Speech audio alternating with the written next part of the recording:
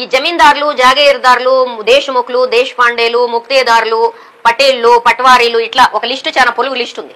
వీళ్ళందరికీ కలిపి 1,00,00,000 లక్షలు అంటే 1,50,00,000 భూమి, ఎకరాల భూమి వీళ్ల చేతుల్లో ఉండేది. మిగిలింది ఒక 10% భూమి ఏదైతే ఉందో ఆ 10% భూమి నిజాం యొక్క సొంత కమతం. అంటే నిజాం ప్రభుత్వం వేరు, నిజాం కుటుంబం యొక్క సొంత కమతం. 10% భూమి అంటే 5 కోట్ల ఎకరాల్లో అంటే ఒక 50 లక్షల ఎకరాలు ఆయనకి సొంతానికి ఉండేది. మన ఇళ్లలో కూరగాయలు పెంచుకునే పెరట్లాగా ఆయనకు ఉండేది. దీని నుంచి వచ్చే ఆదాయం వాళ్ళ కుటుంబ ఖర్చులకి పాపం వాడుకుంటూ ఉండేవాళ్ళు.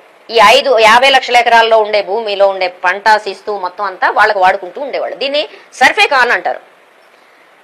అంటే ఆయన సర్ఫ్ ఏ ఖాన్ అంటే నేను పండించుకునే ప్రాంతం అని అర్థం, ఉర్దూలో దాని అర్థం. సో ఇది భూమి పద్ధతి.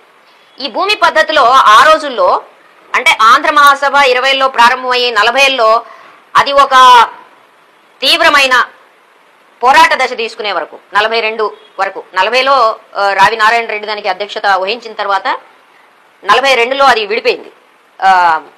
ప్రజల కోసం పోరాడాలి అనేవాళ్ళు కాదు, భాష గురించి మాత్రమే మాట్లాడుకుందాం, నిజాం కాలంలో అంతా ఉర్దూ నడుస్తుండేది, మాట్లాడుకుందాం అనే దశ నుంచి దాన్ని కంప్లీట్ గా మార్చిన ఆంధ్ర మహాసభ ఏదైతే ఉందో ఆ ఆంధ్ర మహాసభ దీని ఆవిర్భావం